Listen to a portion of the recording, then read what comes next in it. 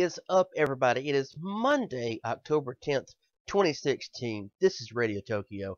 I'm Jonathan, and we have just been fucking nowhere for like the past month. But oh, oh, I honestly, I think, and Nick, I feel like you could confirm this on your end, but I feel like it would be easier being nowhere for the coming month than being here. What do you think? Well, that is actually where I've been. I've been in the negative zone, and I've been, you know, normally Superman puts you there because you've done something bad, but I've gone there willingly to escape everything that's going on in the world. It's been a fucking nightmare. I'm sorry. I'm sorry, America, but no, this I'm past month sorry, has been a nightmare. America. I'm sorry, the world. I'm sorry, you know, I everyone. I just I don't fucking know what's wrong. I mean, it, okay. The reason I say this is because, and I don't even know if I even said this before or not, but one of my uh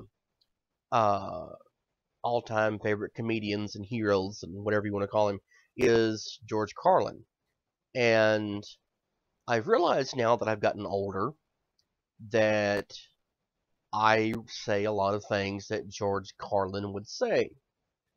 And he did this wonderful, wonderful show one time, and he talked, and I'm not going to go through the whole speech because it's wonderful. Just look up, like if you're on YouTube right now, look up George Carlin and the American Dream. But he wound up saying something, and he said uh, he was talking about how politicians are bought and paid for, and he says that there's a reason it's called the American Dream, and it's because you have to be asleep to believe it. Okay, so I guess this past month, if you want to say that we have been having the American Dream, that's wonderful. But now we're awake and it's a nightmare. It's a fucking nightmare, and I don't know what to do anymore. I would actually like to go back to sleep, Nick. I want to go back to sleep. I mean, it's I I kind of knew this was gonna happen, so it's not really a shock to me. None of this is actually a shock to me, which is sad, but I fully expected at some point for something along the lines of Trump saying, grab a woman by the pussy to be a thing. I fully expected it. I okay, look, God fucking damn it, I didn't ever expect that. And I, and I'm saying this keeping in mind that the man has got a history of saying, offensive things. I never would have thought he would ever say grab a woman by the pussy and make her do what I want. there was a reason when you were arguing that Trump may be a better choice than Hillary Clinton. I was like, no, no, still no. Now, I'm not, supporting Hillary at all, but Trump is just not president material. I'm sorry. It's just, He's not. I, See, okay, look. The whole reason I have ever even said that he's a better option is because with Hillary, the bitch is bought and paid for. Okay, yeah, you know that she is owned. It's a yeah, fact. It's a fact. You know exactly what you're getting because she has taken corporate money hand over fucking fist. With Trump, you don't know. And the only reason that makes him any better is because guess what? It'll be fun getting to see how destructive he gets. And I'm saying that or you thought it would be fun. Thought it would be fun. it was a thought experiment, and I admit that I thought wrong. I I thought this would be funny.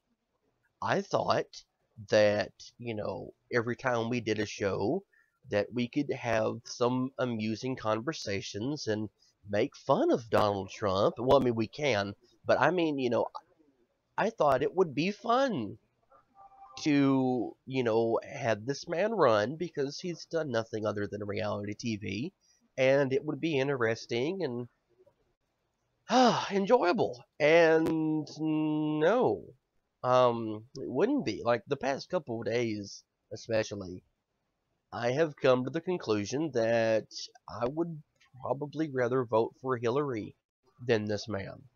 And Yeah, I mean, like, I side like 98% with the things that Jill Stein has to say, but Jill Stein's not going to get elected. Um, I would when like you didn't get elected, Jill Stein is definitely not going to get elected. No, I mean she's never gonna get up. She's not gonna be president. Like there's no option here. I No, would like very much to vote for Gary Johnson, I don't but know. He's kind of more crazy the more I hear from him. I don't think he's crazy. I think he's stupid. And a lot of my friends like Gary Johnson, and they think he's a wonderful option here. And I think Jill Stein is a wonderful option. But that's where I get into the terrifying thing here. And I don't know if Nick, did you read my open letter thing I wrote the other day? I think I remember. I think I read most of it. Remind me though. Remind me of what you said.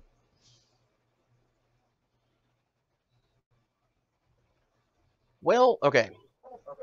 I know I've done it on the show a couple times, but I am kind of a social critic. Like it's kind of, it goes along with being what we do on YouTube, okay? But I've done it for before we started doing the YouTube. Anyway, the other day on Facebook, I wrote an open letter to millennials and Generation Xers, and you know what, fuck it, I'm gonna go ahead and read it because my thoughts haven't changed on this. Okay, an open letter to millennials and Gen Xers.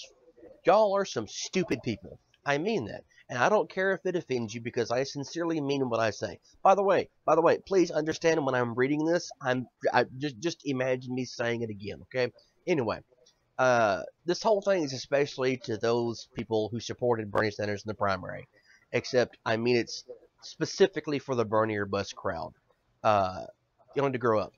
The world is not fair, and he's not going to be president. Sure, he had some decent ideas, but they weren't going to get him elected ever.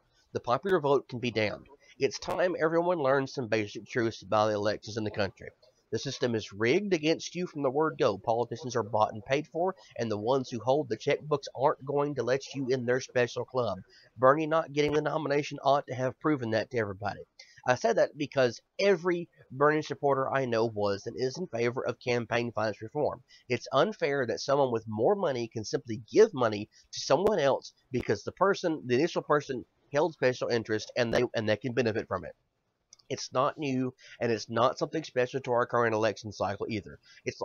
I like tracing it back to John F. Kennedy because he's the president who introduced outsourcing after the Bay of Pigs invasion. You can find the clause he is responsible for in the United States tax code, and it's had 50 some odd years of revision and additions to it. It is listed as the Internal Revenue Code Section 409A, more commonly called the deferral clause. The clause has allowed companies to send businesses overseas and rake in disgustingly high profits for about 50 years. These profits, in turn, have been levied at congressional representatives in order to curry favor. It's basically the whole "I'll scratch your back if you scratch mine" thing. Only it's not just back scratching; it's yachts, new cars, alcohol, anything you can imagine. It's also the money gained once you leave office. It's a very lucrative career move for a former representative to become a lobbyist. You remember the lobbyist, right? It's people everyone hated so much when Bernie mentioned them, but none of those people have fucking mentioned lobbyists again. Again, okay? And I think it's because of voter apathy.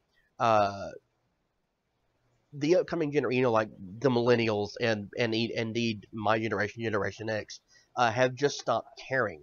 We grew up as the wealthiest generation in American history. We had literally no idea how well off we were, and the access to new and different things that we've had, like through our childhood and coming up into our adulthood, like computers, cell phones, DVDs, Blu-rays, drone aircraft capable of launching a rocket at some other side of the world, or delivering you Taco Bell. Really, when you think about it, we were the consumerist generation. Everything on TV in the 80s and 90s, and basically everything that prompted Nick and I to do our show, it was a toy commercial. Buy this, do that, go here, listen to this, watch that. We were bought and paid for mindless zombie slave children of those same soulless corporate entities that we're so angry at now because they're buying our government out from under our noses. The only thing that has ever snapped us out of that, and the only thing to wake us up from that very long national nightmare, was when 19 hijackers flew planes in the World Trade Center and the Pentagon, and we all watched it on live TV. Our world changed that day, and those of us who were lucky enough to have been adults when it happened saw our friends, saw us and our family and everything else just slam face first into the brick wall of adulthood. Some of us went off to fight in the two wars that we had because of that in countries that we had never been to and will never go to, without even knowing why we were there. A lot of others just went to work, and I'll be honest, some people I went to school with just vanished. But here we are, 15 years onward, bitching about not feeling involved and not being part of the system anymore. We're upset that the government is screwing us over left, right, and every which way that does not feel correct. And so collectively, we've all just decided that we're not going to vote. And I really don't know. Uh, it would be nice to not hear it often, but the reason given is always because we don't like the options. And that's where I have to just stop saying the royal we thing and just address this specifically to everyone who's still clinging to the stupid response. Wake up. This is no longer your parents, not buying you a new toy you wanted for your birthday. Those days are over. You can probably buy it for yourself now. What this is a very serious election we have coming up in 28 days now. And you don't have any other options but to vote or not to vote. Even though our choices are terrible and we've all been able to use the fruits of our childhood to learn new things and exchange notes, educate ourselves and others, not voting is bad. Voter apathy should not be a thing with us or anyone else. Voter apathy is what leads to the kind of situation we have right now, where our two primary options are Donald Trump or Hillary Clinton. Just because you or I or anyone else are not part of the special snowflake club does not mean that we do not have the right to lean on the windows and doors of that club as heavily as we can. I'm not going to tell anyone to vote for Hillary Clinton or Trump, and I certainly think that no one should vote against someone. Voting against someone is actually a vote for another person, and you may or may not really agree with the other person. This is not an issue of party loyalty or doing what you think your parents would do or even Jesus. And by the way, Jesus, I know some of the younger generation thinks that Jesus is uniquely American. He's not. Okay. Anyway, I'm also certainly not going to ever suggest anyone, vote for Jill Stein or Gary Johnson. As much as I agree that we need something more than a two-party system, um, to me, Jill Stein, having denied hundreds of years of scientific research and development, and Gary Johnson being unable to name a single world leader or identify this, Aleppo, which is the central point of the worst humanitarian crisis in the history of mankind, neither of those inspire much confidence in me. It's kind of the same as Trump and Clinton. So no, thanks to voter apathy and campaign finance issues, we're left with either Trump or Clinton. One of them is going to be the president. And I would like to encourage everyone listening to me say this right now. Please, please do the right thing. Go vote. It doesn't matter to me who you vote for. Just please go vote. Like it's literally the only way that we're ever going to solve anything because, goddamn, we have this mindset in the country that I don't like the options. I'm not going to vote. 30 million people voted in the primaries in the United States. 30 million people. there are 333 million people in the United States. Okay, that is too low. Uh, the best example I can give you to why this matters is take my hometown. Okay, because several months ago, this year I ran for to be on our city council. Okay, I've talked about it on the show before.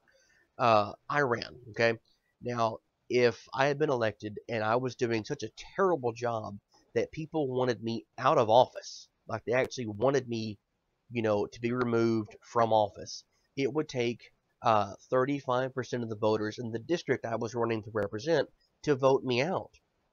We didn't even have 20% of the entire city to get out and vote in that election. Can you imagine, like Nick? Can you imagine how difficult it would have been just for this one district I'm in to get 35% of the voters out? I mean, I understand what you're saying, definitely, and there's definitely some blame to go around in the Millennial and Generation X. But I'm not sure I agree with you on where you're placing the blame necessarily.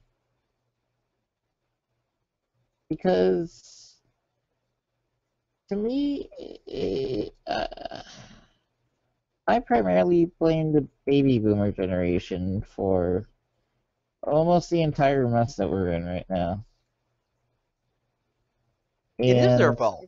I At no point in time have I ever said that the baby boomers are not at fault for anything, because it well, is. no, no, Because no, no. the boomers, Well, hold on. Because there's one very important thing here, and it's that the American election system is designed to not allow you to vote. It's literally designed to not allow you to vote because we've talked about the economy before and the unfair wages, the minimum wage, how often people have to work, things like that, right? yeah, Now, when you combine that with the fact that on election day, that is not a day off. That is not a national holiday. That is not um who's primarily working during that day. I have a feeling I know where you're going to go with this, and I'll just go ahead and get my response out of the way. It's not an excuse. It is not an excuse Well, for, hang wait, on. It is not an excuse to me that someone who has just turned 18 or someone who is 99 cannot bother to go spend a minute and a half to vote. Now, granted, wait, you may wait, have to, wait, wait, wait. hang on. You may have to stand in a line. Oh, so what? Who gives a shit? Go stand in a line. Go vote. If you can't leave your house, I'm if not you talking can't about leave your 18 year house, old. you can vote by mail. Like there's no excuse to me for someone to not go vote, especially because in every state there is 2 weeks of early voting. Every state, 2 weeks. You have 2 weeks to pick. Literally, it takes a minute and a half to vote.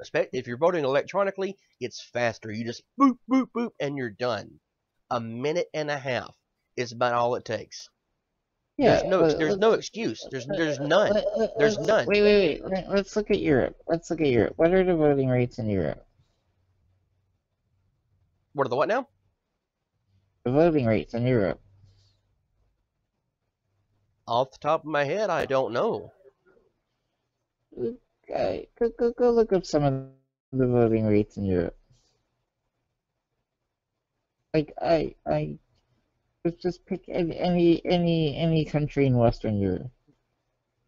Germany, Britain, France, Okay. and U.S. turnout in the 2012 presidential.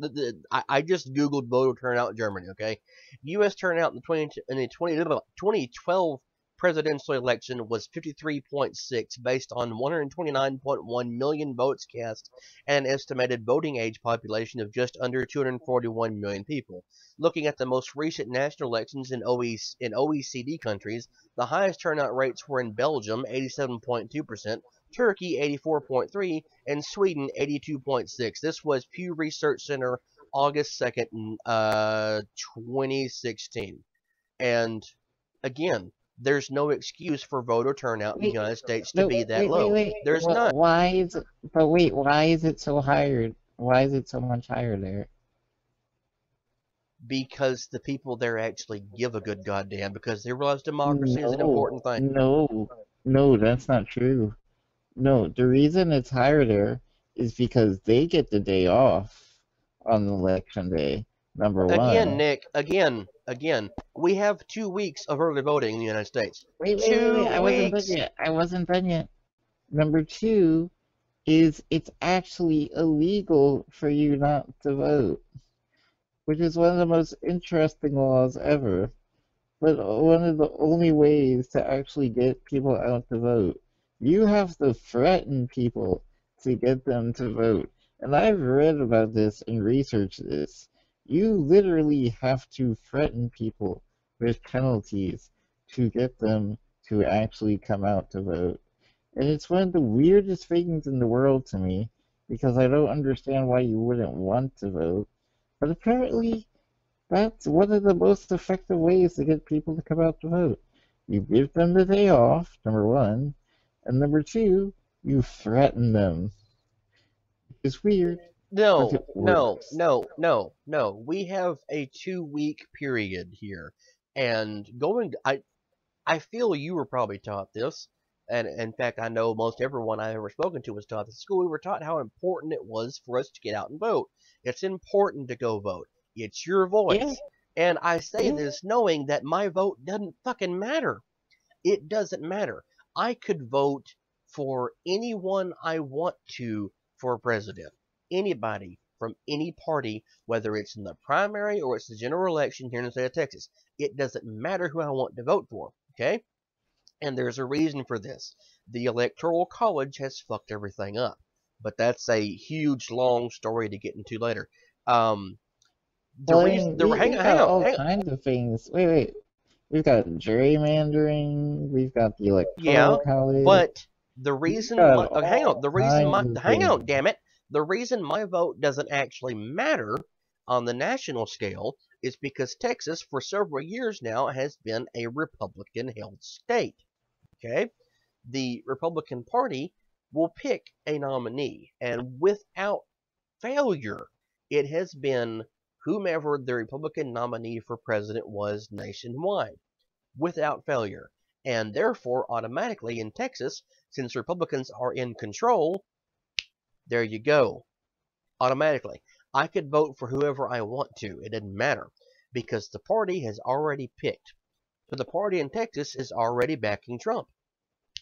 Again, without fail. It doesn't matter what anyone else in the party says. That's who they've picked. Because he's going to be the nominee. So it doesn't matter. The only way Texas, for example, can, undo that stupid bullshit is for people to get out and vote. You have to get out and vote. I know a lot of people who are Democrats, a lot of people who are Democrats, but most of them don't feel welcome to get out and vote. In fact, they felt bullied into not voting by Republicans. And there's a reason there. Your vote doesn't matter. It doesn't matter. Sure, it doesn't matter because once the nominee's picked, that's the way the state's going to go. But it actually does matter because you still have a voice. You still have one. All it requires is getting those legislators out of office. I've talked about my congressman, Louis Gohmert, numerous times. I don't like the man. In fact, there's been one fucking thing that man has done in office that I'm in favor of. One. One. I don't want him in office anymore. I don't know a lot of people who want him in office anymore.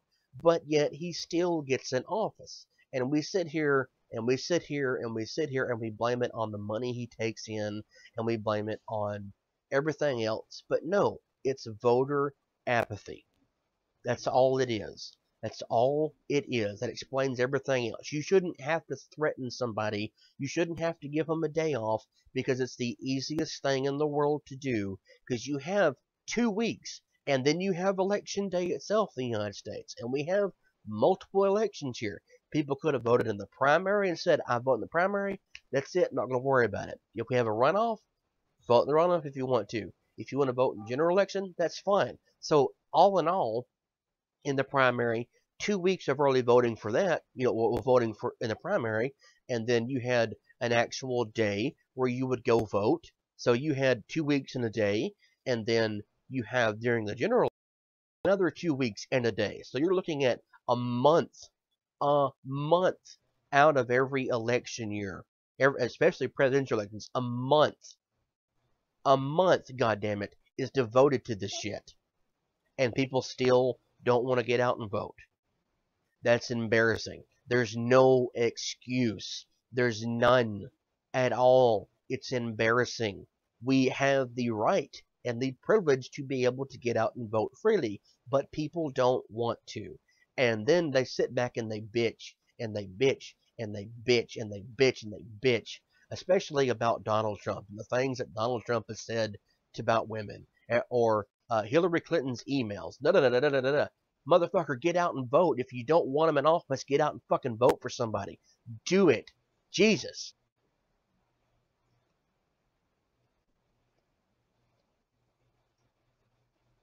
Yeah,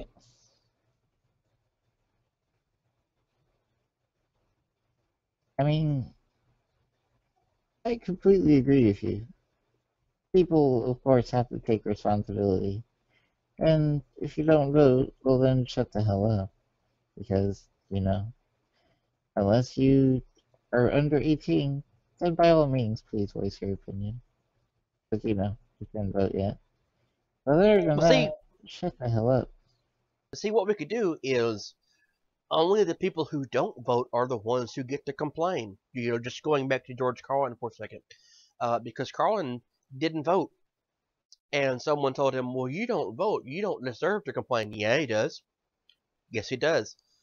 Because people who don't vote, they still have to live with it. It's like going. If I can remember the quote word for word that he had, um, it's like going to see. No, I'm sorry. This is Lewis Black. I'm thinking of here. Um, it's like a movie. Not everyone wants to buy a ticket to see the movie. In fact, some people would rather stay home and do something else. But for the next 4 years, we're all going to be watching the same movie. That is spot on right there. You have to do something. If you don't want to watch a particular movie, don't buy the ticket for it. It's very simple. If you don't want Trump or Clinton as president, don't vote for them. Very simple. Like I said earlier, you have Johnson and Stein, who are the only other contenders that are ever going to present any opportunity. Like other to beat Trump or Clinton, that's the only other options you have. But they're not going to get it because no one's voting for them. No one's saying outright, I'm going to vote for Jill Stein. I'm going to vote for Gary Johnson. No, all you hear is them trash in the news media. But yet they're still polling at just under enough to be on the national debates.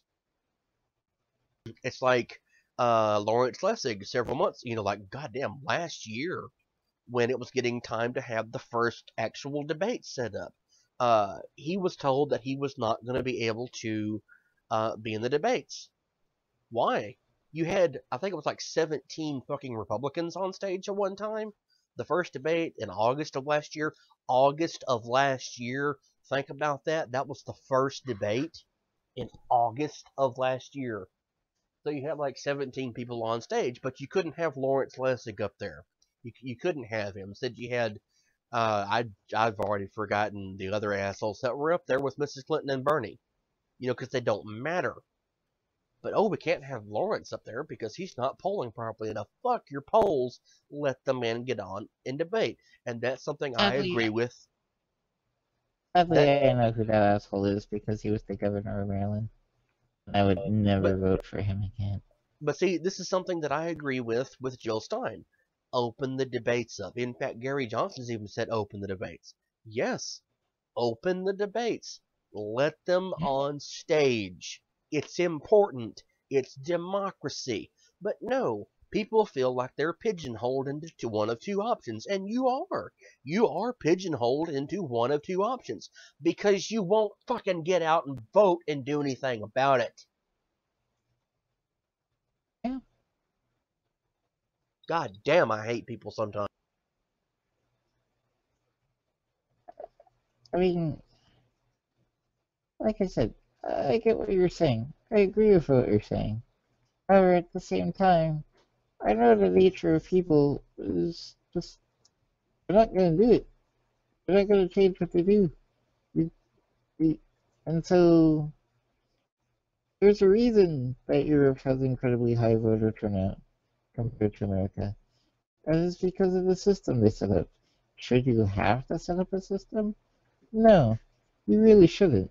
It's kind of stupid that you need to. But it's the world we live in. It's the people that we live in.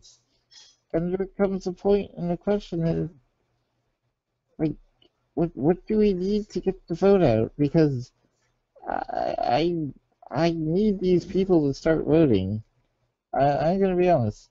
I need you assholes to start voting so that we can not have this situation again. Because I'm tired of this situation.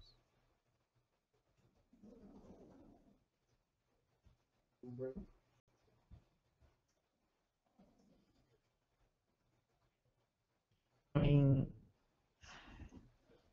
I don't know. Like, I'm tired.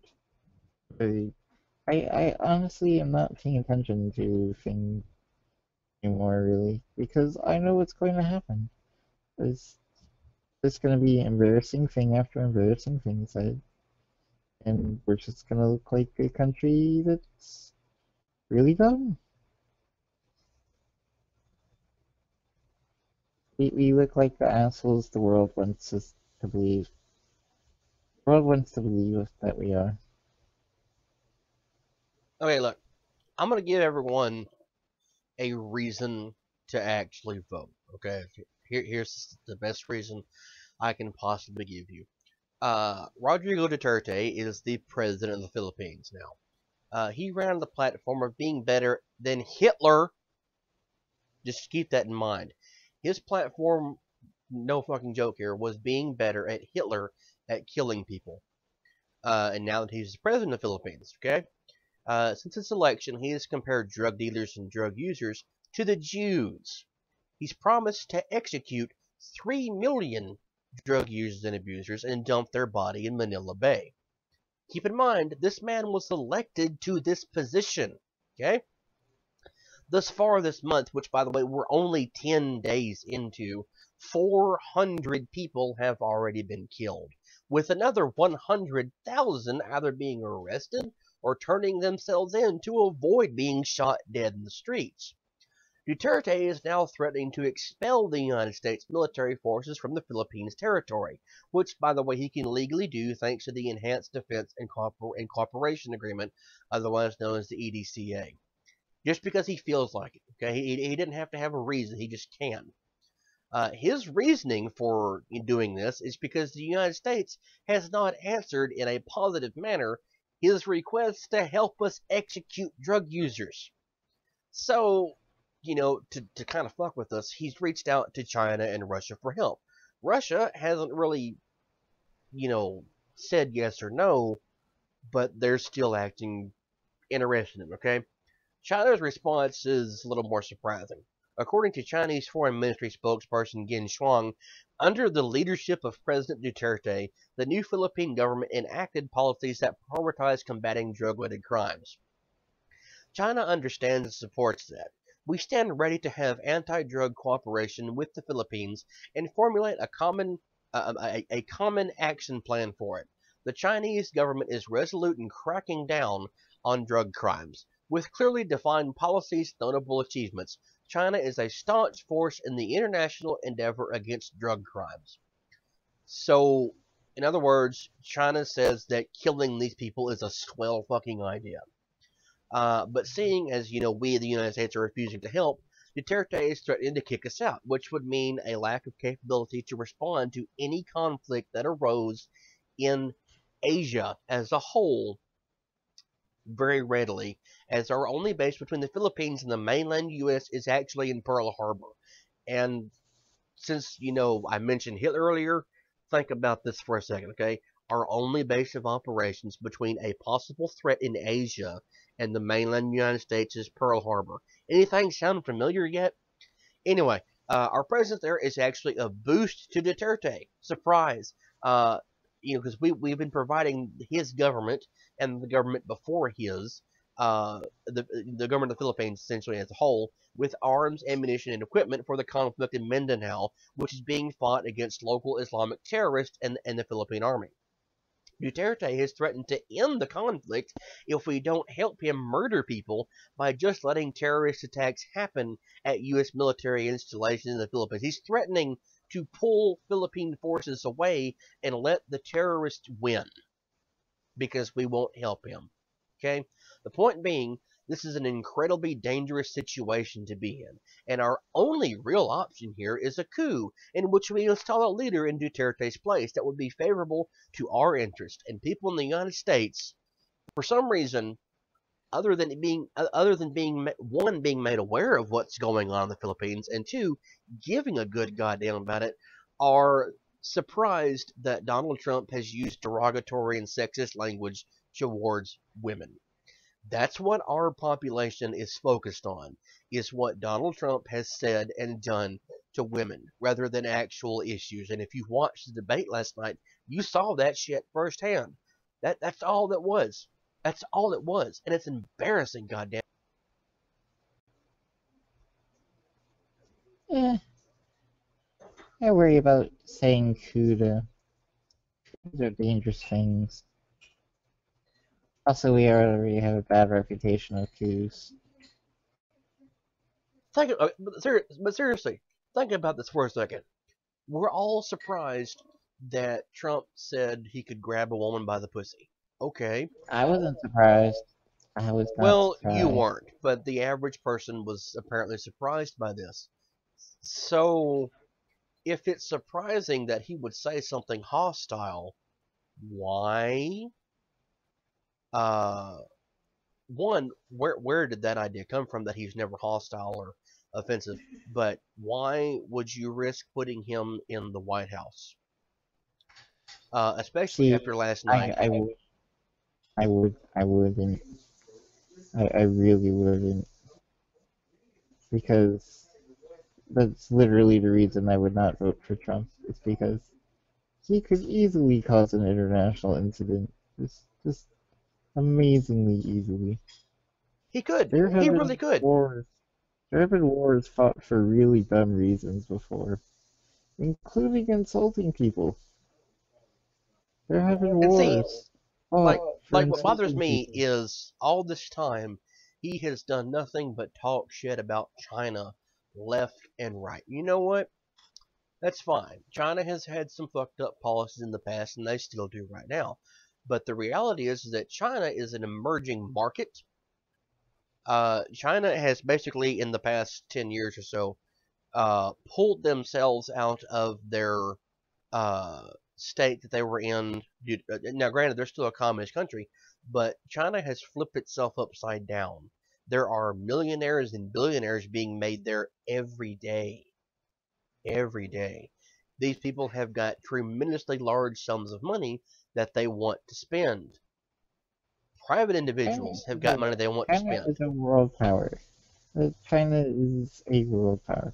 It is the Yes, only it is. power that can compete with the US on an almost toe-to-toe basis. They're not That's quite right. there yet. They will be soon. And see, when you think about it, it's kind of surprising that Donald Trump would not want to do business with them. Think about Well, that he for a does. second. He just doesn't want to tell you that. I know, but see, here's the thing that really bothers me. about Mr. Trump, especially because last night during the debate, uh, he said last night that Russia is just now getting access to nuclear weapons. They're new to being able to have nuclear weapons. No, Mr. Trump, they've had nuclear capability since 1949. Russia is On a not new to par. this. I mean, we're talking about nearly 70 years of U.S. policy dealing with the Soviet Union and then Russia in terms of nuclear weaponry. In fact, we had an arms race with them. Ronald Reagan actually was the cap to that, where we beat the Russians. Because we landed 12 people on the moon. In fact, we had NASA because of the space race. So he's completely ignoring, again, nearly 70 years of history here by saying something stupid. And everyone's been flipping out over Gary Johnson not knowing where Aleppo is.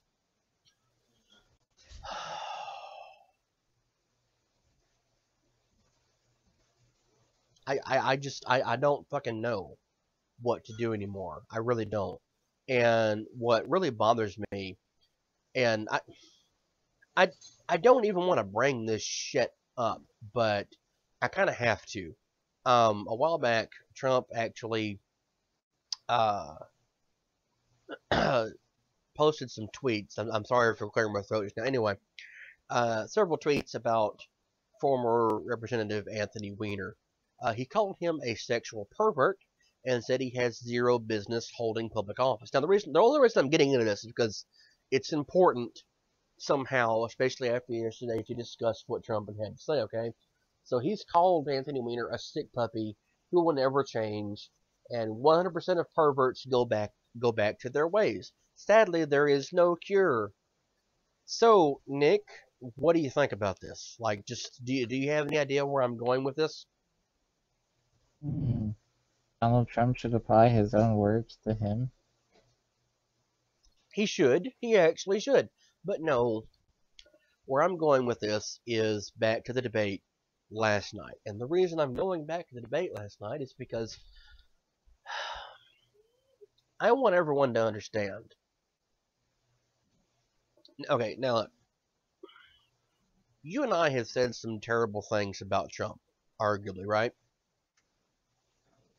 I would prefer the word truthful. It's true, they're truthful. So let's talk briefly about some of the things that Trump has said to other people. And since it's fresh on everyone's mind, and we did start off the show talking about this, I want to go ahead and say something. Okay, every time I see someone posting a meme or a status, whatever, trying to defend Trump and saying that Hillary Clinton is an enabler and that just anything in general that relates to Bill Clinton's sexual infidelity, I I just stop for a second. Okay, it's not because I don't agree with it, and it's because Trump and Clinton aren't really comparable. Although they are, but they're not. Yes, Bill Clinton did the things he's accused of. Okay, yes, he was accused of raping a woman in 1969. No, he didn't have sexual relations with the. No, fuck it, he did. Okay, he did. The reason we know he did is because it was brought up in a Senate hearing. A Senate hearing. Okay, during the hearing, they confirmed that oral sex is in fact sexual intercourse. But I kind of think that some people who are bringing this up to attack Hillary have forgotten about the Senate hearings or the impeachment trial, and that can't be the case because these people haven't forgotten about the Benghazi hearings and the 9 Senate investigations into Hillary Clinton. So, Nick, do you think people have forgotten this yet, or am I just crazy? I don't know. I kind of think they did because they keep calling for more hearings for Hillary Clinton. I guess they forgot about the other ones. It really does seem that they have. So, let's just have a reminder here, okay? H-Res 611 was passed by the House of Representatives on December 16th, 1998. 3 days later, Bill Clinton was brought up on impeachment charges. 4 charges, okay? 2 counts of perjury before a grand jury, 1 for obstruction of justice, and a final one for abuse of power. The only charge that was even carried through by voting in the Senate was the initial charge of perjury and obstruction of justice. The trial was presided over by Chief Justice William Rehnquist. It began on January 8, 1999, and it completed February 12th of that year. Bill Clinton was acquitted of perjury 45 to 55. The obstruction of justice charge also failed in a 50-50 split, and it was dismissed. Aha! It would only have taken 67 senators on any count at all, to have convicted him of the charges. Now, none of that removes the pain or anguish that the women Bill Clinton was accused of having mistreated went through. Just the same as anything you say about Trump is not going to remove it from them. But it did have an actual, tangible consequence for our country. There was a study published by Stanford University. The conclusion that they came to at the end of the whole thing was that, quote, a more political explanation is the belief in Gore campaign circles that disapproval of President Clinton's personal behavior was a serious threat to the vice president's prospects. Going into the election, the one negative element in the public's perception of the state of the nation was the belief that the country was morally on the wrong track, whatever the state of the economy or world affairs. Think about that for a second, okay? What it's saying is that Bill Clinton's immorality in the eyes of the public were enough to get Bush elected, because Bush was viewed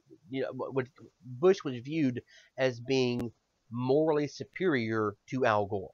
So that's what got people to vote for him. I honestly don't understand how they view that, but okay.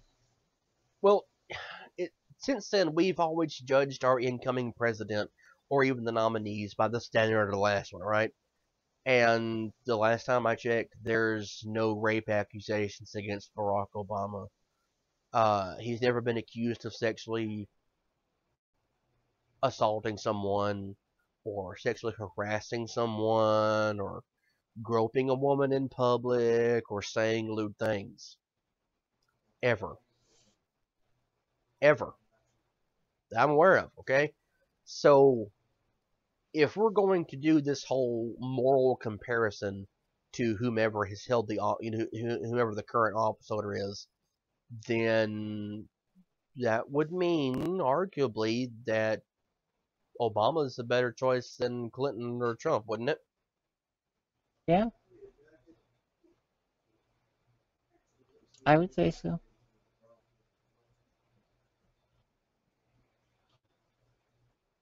So, Nick, I think I'm gonna take a couple minutes here, especially just because I want to clarify a couple things about Donald Trump. Because I'm tired of people defending him. I'm tired of people defending this man. Okay, so I've actually I actually have a list I wrote out of things that Donald Trump has said. We're done. Okay, number one. Trump has suggested that Megyn Kelly of Fox News is incapable of doing her job because of her menstrual cycle. Number two, he's publicly said that Rosie O'Donnell is deserving of being called a fat pig. He's also insinuated that while on The View, that if his daughter were not his daughter, he'd be dating her. He's also suggested that he could kill Hillary Clinton and no one would stop him. He blames sexual assault in the military on the female personnel. He's called a female lawyer disgusting during a trial because she asked for a recess to breastfeed her child. He mailed a New York Times columnist, Gail Collins, a copy of one of her own articles with the photograph of her circled and the face of a dog written underneath it. He's joked about his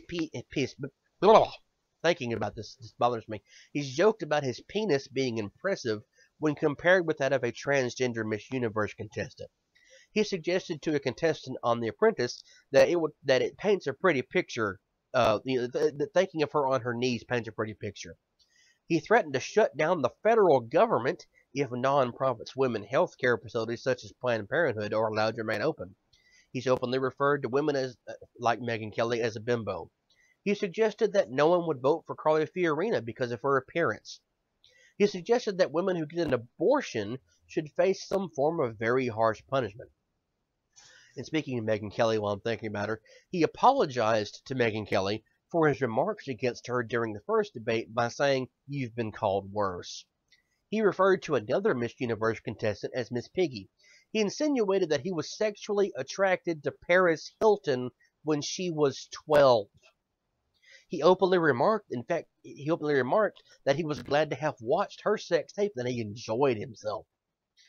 He's rated beauty pageant contestants on the size of their breast or which one he would want to sleep with. And of course, we all know that he suggests that he can grab a woman by the pussy and do to her what he wants to.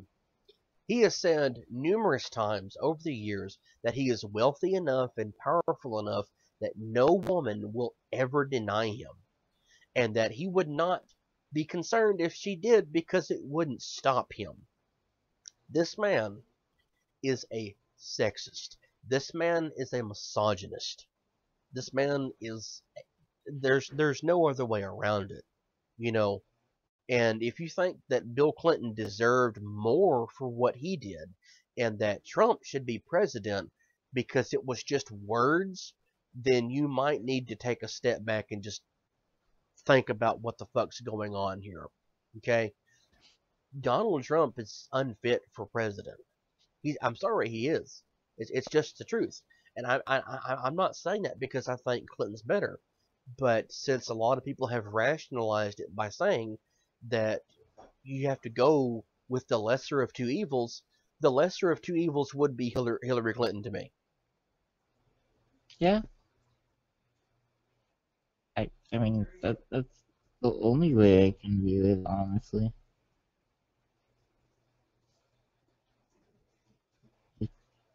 She's the lesser of two evils.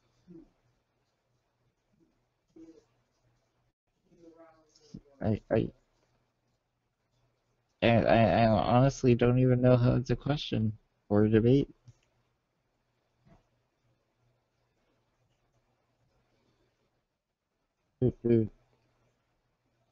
I understand she's part of the old guard and the system and all that, but sometimes it's better to go with the devil you know than the devil you don't know.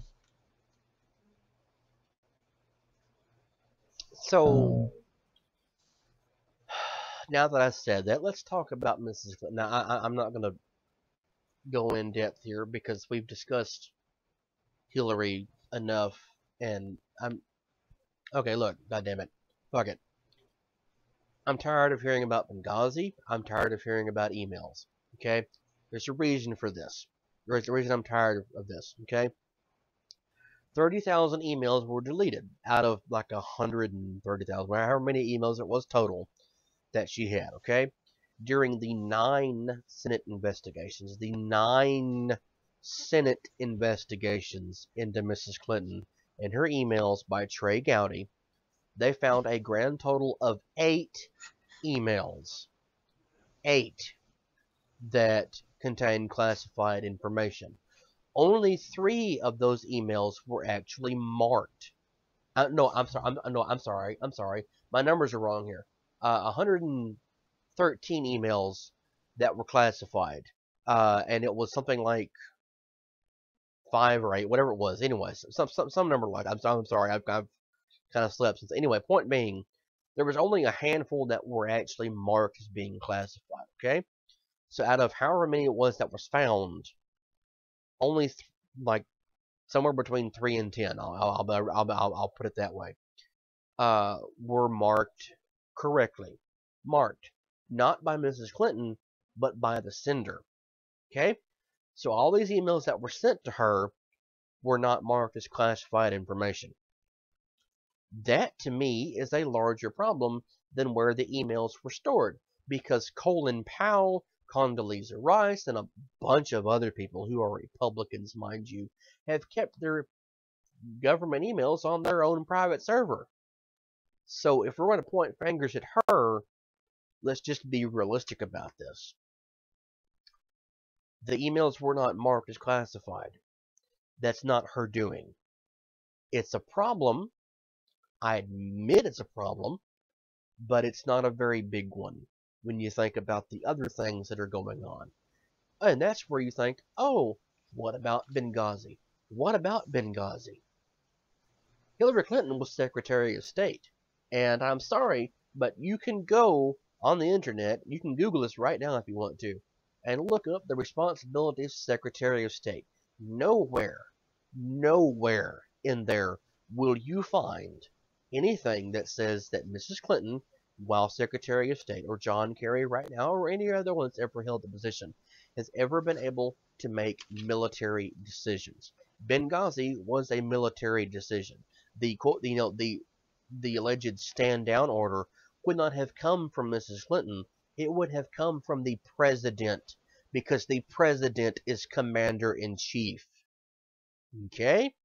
Congress can make war, but the president is who commands troops, not the Secretary of State, not the Vice President, not Jesus. Okay? So, there's two big issues out of the way right there. Now, if you want to talk about, for example, the rape trial back in the 70s or 80s, whenever the hell it was, that she's been accused of laughing at the woman. Yes, she did an interview in like 1986 or so where she laughed a grand total of 4 times, and it was reminiscing about things that the judge or the other lawyers had said to her, not about the young lady who was raped. Now, the reason I'm bringing this up is because everyone says that Mrs. Clinton actually got the rapist off. No, she was not the lawyer for the rapist. She was the lawyer for the little girl. And she did not even want to be in the trial. She didn't think she needed to be in there.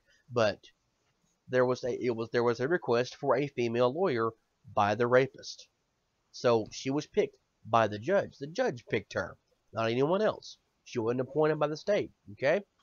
Now, the reason that the acquittal came through and there was settlement paid on behalf of the rapist towards this 12-year-old girl is that there was not enough evidence to convict him. Evidence had been mishandled by the prosecution, and it's fuck. Goddamn, look it up, read about it, learn about it. There was all kinds of bad shit that happened, and none of it had anything to do with Mrs. Clinton. Okay, this woman has spent about 40 years of her life dedicated to public service, unquestionably dedicated to it. Okay, and that's including dealing with her husband's infidelity while he was president. And she opted to, in her own words, stand by her man. Okay? To me, and I can't believe I'm saying this, that's the mark of someone who's really committed to their marriage. Okay? That's what that is. She's committed to the marriage. The husband fucked up, so she stood by him and helped him with his problem. Does it undo everything Bill Clinton did? No. Does it mean that Monica Lewinsky never blew him underneath the desk in the Oval Office and, stained her dress? No. Does it mean that he ever, didn't harass or expose himself to Jennifer Flowers or anyone else? No. It doesn't undo all that. Okay? What it does do is mean that she still chose to stand by her husband. And that's fine. Whatever. I'm not going to hold that against her. Okay? I'm just not. So let's just move past that shit for now. If you think we can. I would hope so.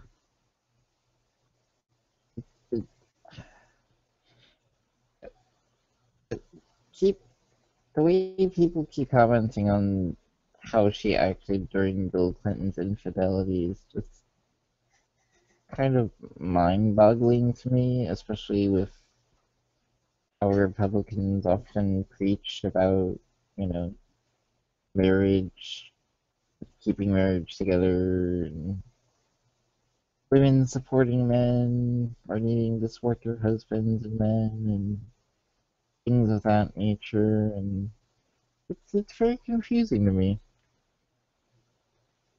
Let's just look at it this way, okay?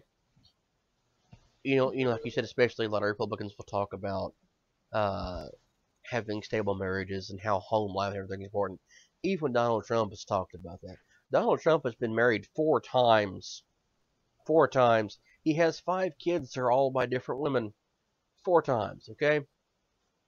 Even when he was married, he was dating a string of women. In that entire time, Hillary Clinton has been married to one man. One person. That's it. She's had one marriage. She's had their kid.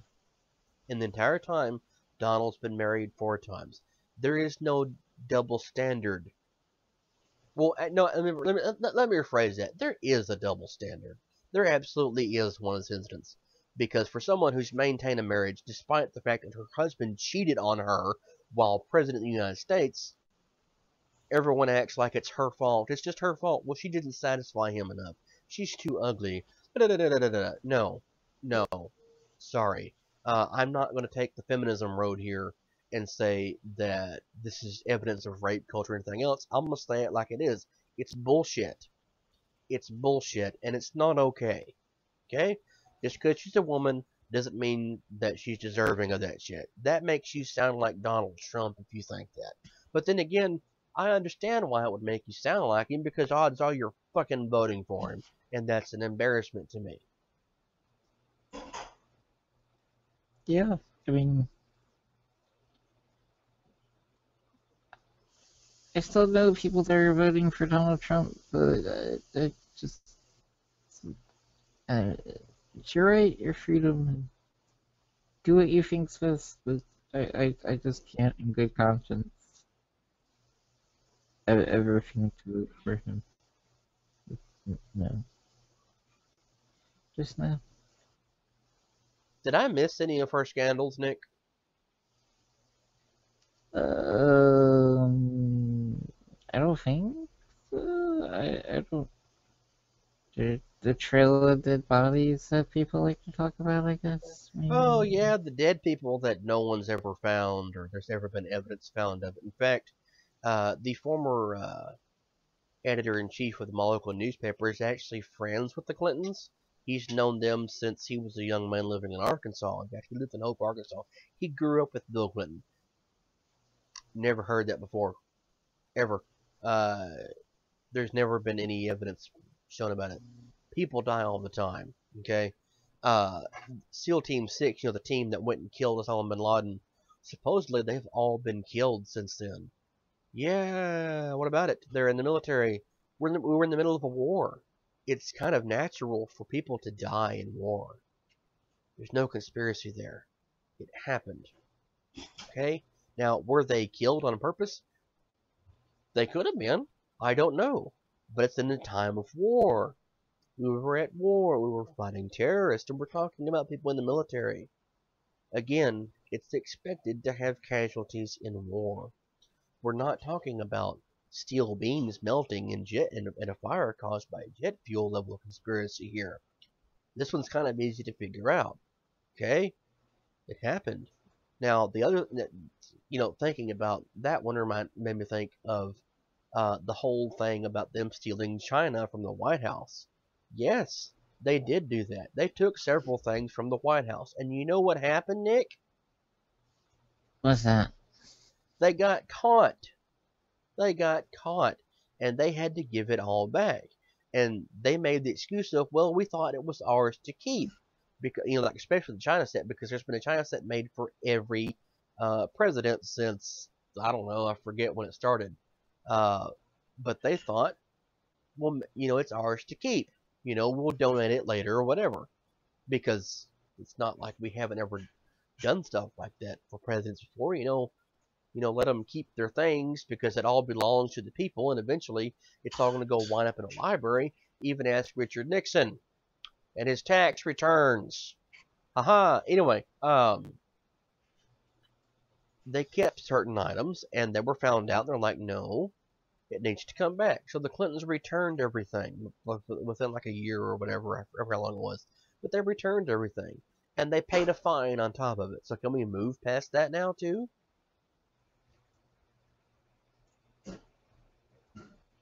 Oh, hey, tax returns. Yeah, tax returns. Trump hadn't paid his taxes in 18 years. Big whoop.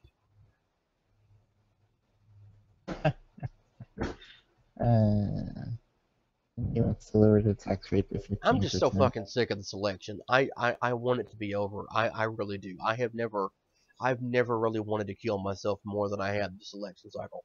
I mean, genuinely, I'm tired of this shit. I'm tired of the arguing. I'm tired of it's bullshit. I'm sick of serious. I'm sick of it.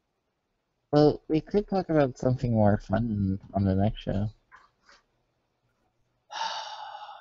That's assuming we have a next show because the world could catch on fire between then and now. Eh, whatever. We'll still do the show. I'm sure. We'll But be on anyway, fire, but we'll still do the show. You know what? You know what? We're gonna have a fun show next time. I promise everyone. Have some fun. we'll think about it. Anyway, I guess that's a good spot to stop for today. I promise to look brighter tomorrow or Wednesday. No. Anyway, please remember to like this video, comment on it, share it, subscribe to our channel on YouTube, like us on Facebook. Please, please, please visit us on Patreon. We're only asking for $1 donation. I mean, it would go very far to actually helping make sure the show gets better and we can do more shows. Message me on Twitter. And guess what? We have a Twitch TV now. Now, I can't promise that we'll be very active on Twitch. But we have there's a Twitch for Radio Tokyo now. So just contact us and let us know and thoughts and expressions and words. We have the best words. You can watch me kick John's ass in Hearthstone over and over and over again. You know what? Speaking of which, speaking of Hearthstone, at some point in time, we need to have the Hearthstone Match Century of the Week, round 2. You mean where I beat you again and again and again? I let you and a win. clean sweep. And a clean sweep. I let you win. Keep believing that. Don't stop believing. Hold on to the feeling. Street lights, people. Shut up. You know, the sad thing is I actually was starting to think of that song before you started singing it. You should have started saying, Nick, it's Journey. You should have sang along with me. I was going to, but I wanted you to have your moment there.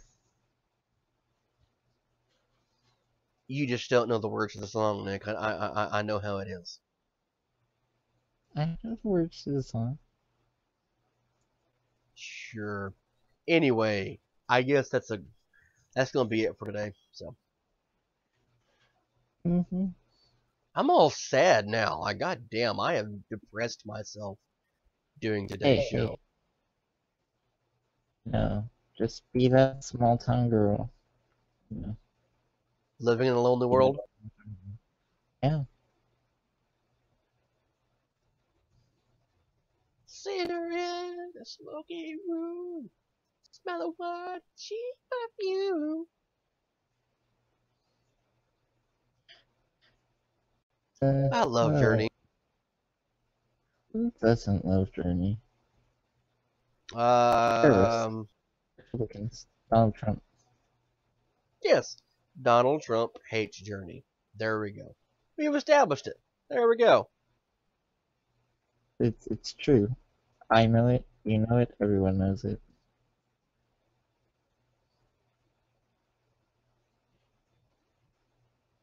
But yeah, that's gonna be it for today. So remember to like the video, comment on it, share it. You know, wait, I already said all that, didn't I? So yeah. Well, just a reminder: like this video, comment on it, share it, subscribe to our channel on YouTube, like us on Facebook. Please visit our Patreon, message us on Twitter, watch us on Twitch when and if we ever do anything on there. Yeah, that's it for today, I believe. Yay! We did the show! Hooray! Bye, everyone. Bye, everybody.